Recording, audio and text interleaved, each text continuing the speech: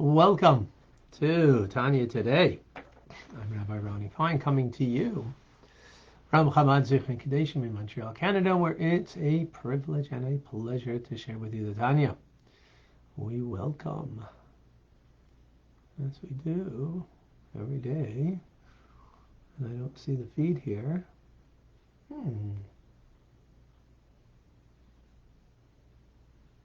That's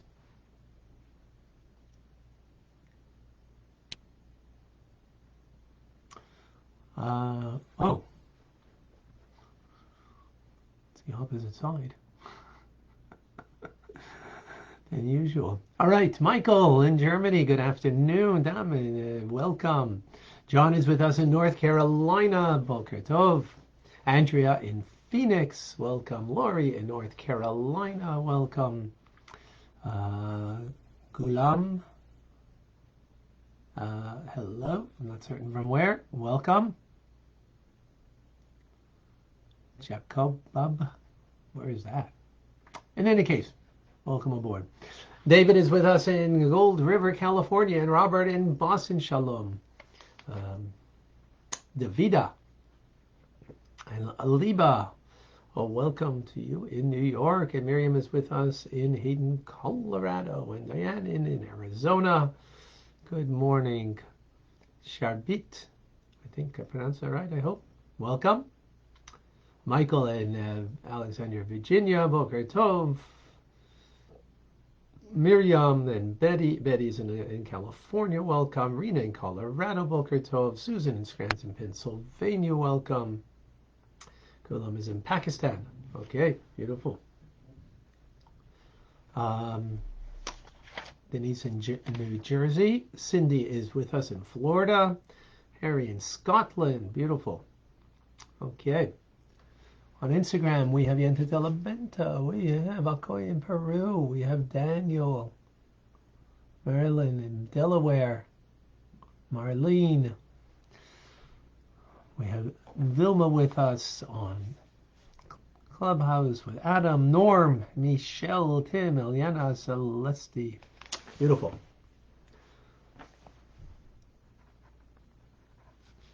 We continue in the 6th chapter. Getting to know the other side. Zelu mazeh.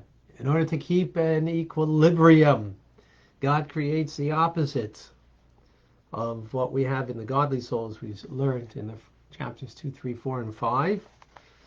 And what we explained yesterday, continue with this thought today in greater depth, is that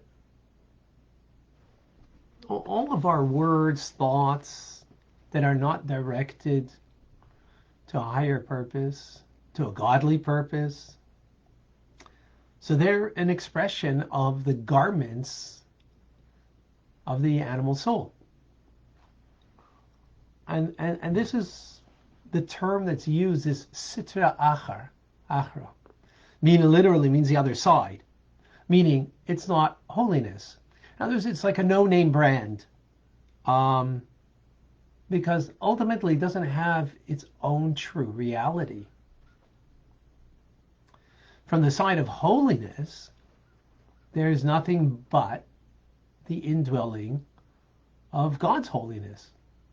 In other words, that which is surrendered to Him, God dwells there. So, for example, angels, they are surrendered to God, and God dwells within them. Now, us, in potential, we have it. It will be something that is realized, true surrender, when, in a case of martyrdom, when we sanctify God's name, as has happened to so many thousands of Jewish people throughout the ages. But as our sages say, that if even one person sits and studies Torah, as we're doing now, the divine presence rests upon that individual. And why? Why is the divine presence resting upon that individual? Because in that moment, you're studying me, what you're doing right now, I hope,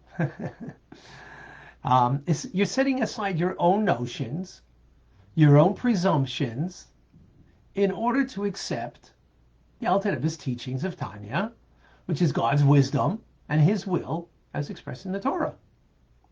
That's a surrender. That's a surrender to godliness. And that causes the divine presence to rest upon you and I at this moment.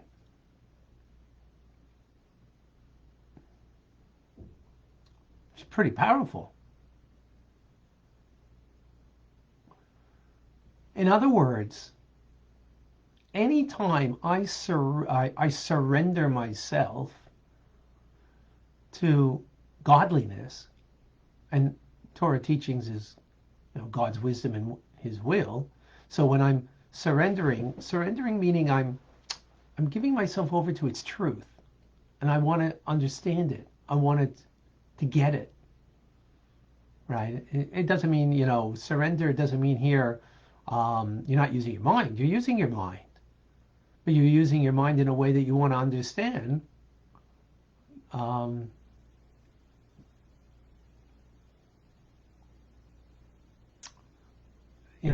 That you have to, that you want to understand God's wisdom.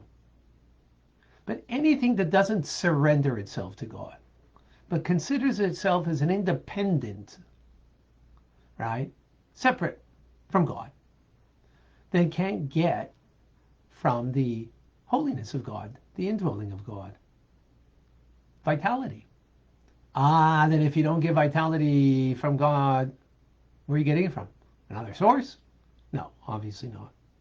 What you're getting it is from the hind part, Sitra Acher. Acharayim, the backside, as it were. So we've given a metaphor before of a mother, when she's giving food, she's really giving to her children love. It's embodied in food.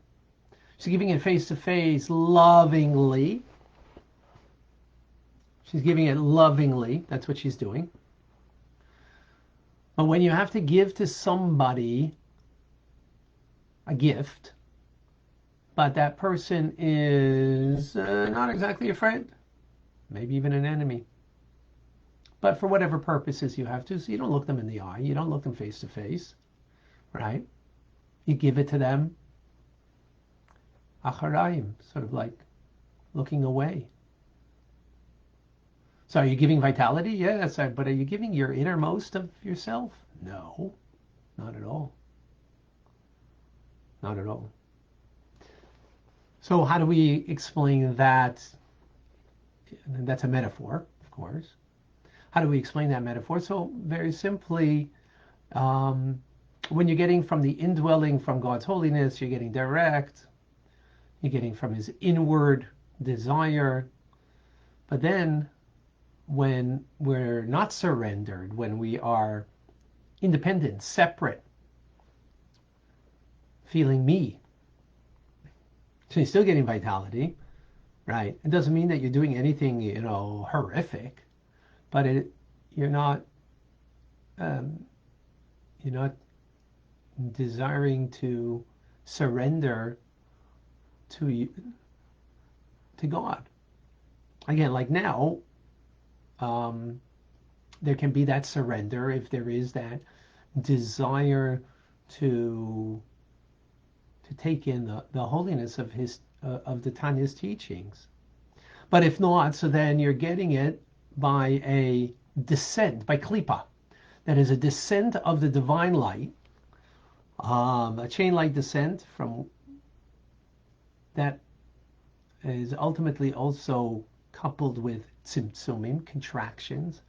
That the light is the vitality that's coming from God is so diminished, so incomparably lower than its original state as it is in its holiness, so greatly diminished that the light and the life force become in a manner contracted and clothed in a manner of exile, meaning that the person's captive to the captors. No longer are you controlled. That's what, and that's the idea of it. It means separate from holiness, separate, being independent. That God is giving vitality in such a manner to the individual that particular moment when there isn't that surrender. So all that is not surrendered to God but considers itself independent, separate from God, gets vitality from God, of course, because only God is the source of vitality. But it's coming from the other side, acharayim, the backside of godliness, by numerous descents and various contractions. The divine life force is so concealed that it becomes in a state of exile. And that is called klipa. Because what is klipa? Is a shell that covers over on the inherent holiness. So what does that mean? It means any thought, any word, or any action that is not directed to purposeful serving of our Creator, right, which that itself is a surrender, right, to godliness, then is an expression of the animal soul and its garments of thought, speech, and action. And it gets its vitality from klipa. In that thought, in those words, and those actions, even if they're not real evil, as what we call evil, but it's called evil because it's a disconnect. To disconnect from our source. To disconnect from our source. That's and a sense of separateness, of independence. Powerful stuff. I think we unraveled, unwrapped, and we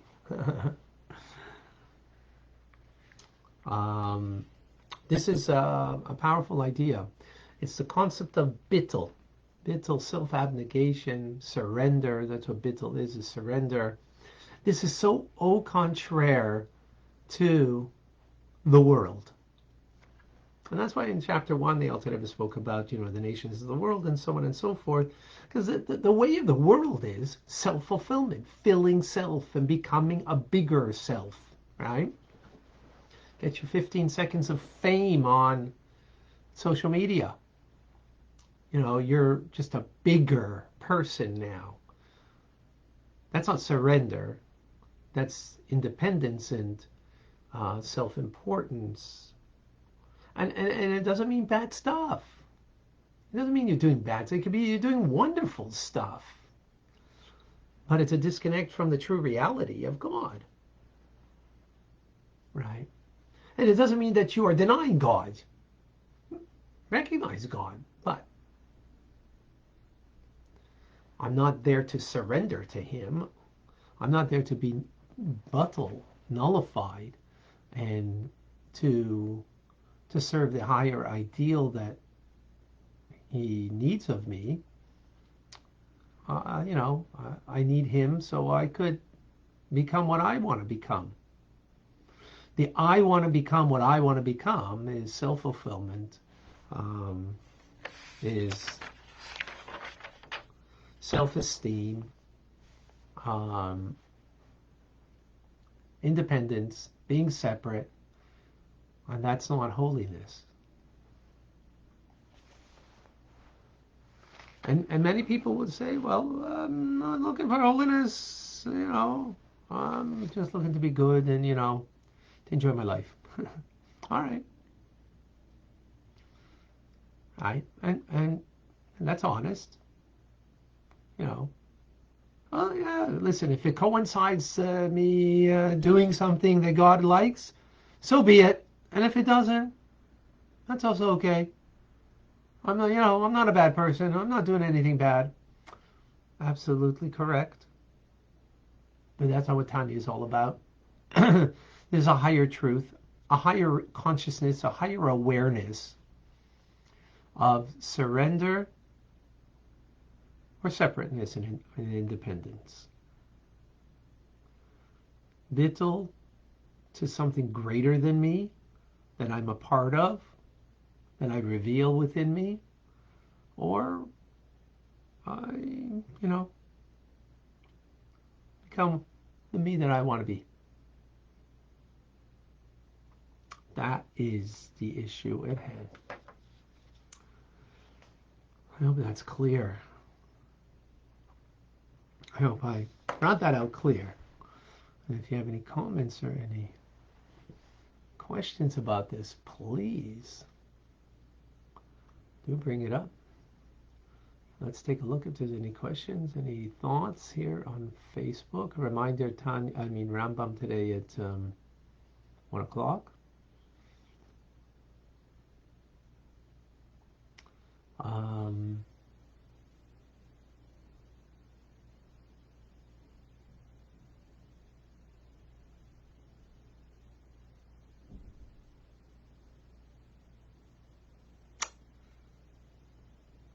Thank you for all the well-wishing. So, Davida, is it the ego that causes the disconnect? Absolutely. Or you call it ego, call it Yetzer Hara, call it animal soul. Same idea.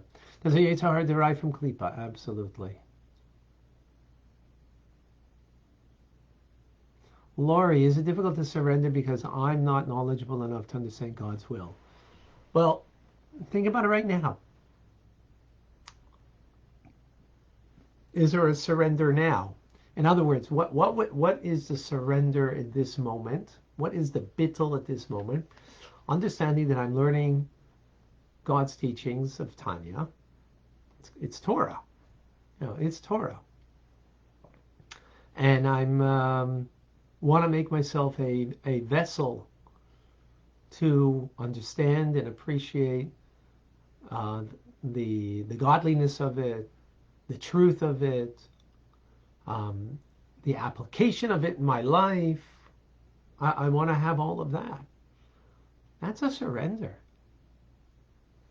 That's, so Laurie, if you got that in learning right now, as opposed to I'm listening, but I got my own ideas, and I'll see what fits in with my ideas, which is, hey, that's human. It's not godly. It's human. But that's not what Tanya is about. Tanya is about taking us to a different level of being, of where we can rise beyond the human condition. The human condition is I'm me. I'm separate. I gotta take care of me, not in a negative way, but in an important way.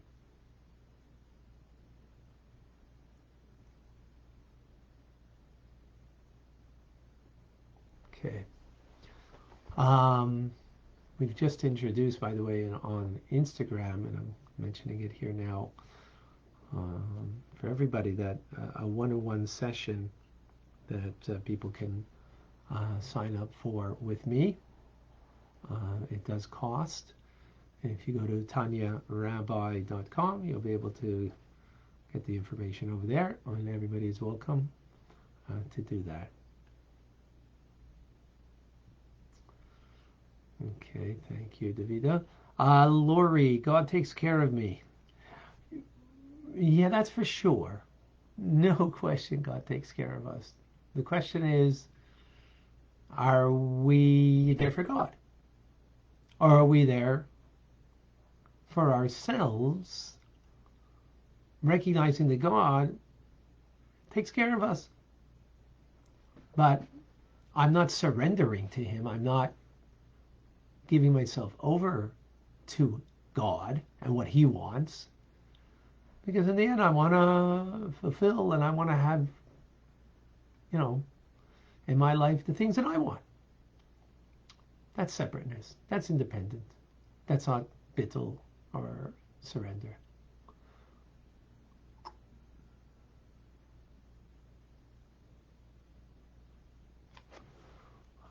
Sarah says, I have a friend that is very down. How can I bring them up without bringing myself down? It hurts me, but I'm just trying to help. That's a good question. If you recognize that someone else's problems is not your problems, that's a very important beginning.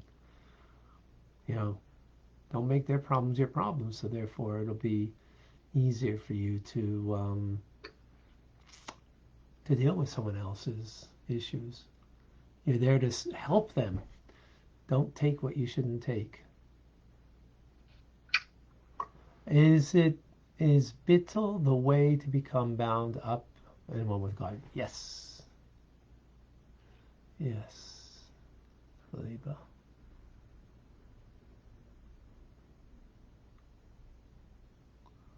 Absolutely. Okay. Anybody in Clubhouse to share?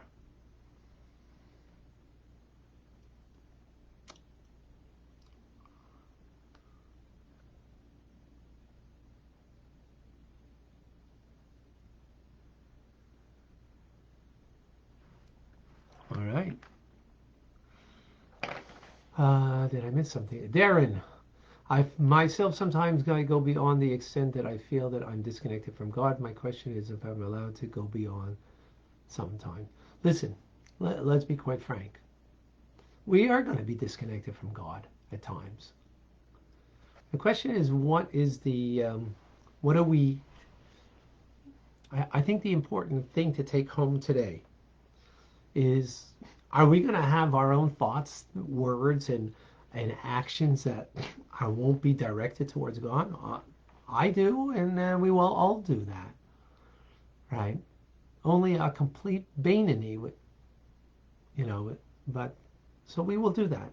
That's not the take home from today. The take home today is, what do I want? What am I seeking? Am I seeking that connection to fulfill what God created me for, what He needs me for? Am I to surrender? That's what my work is, and which is a work upon myself, of course. Or no, I'm just looking to enjoy life, and I enjoy this stuff because it's stimulating the mind, and it's food for thought, and I take some of the ideas and some of the other things, whatever. So that's not surrender. That's you're an independent,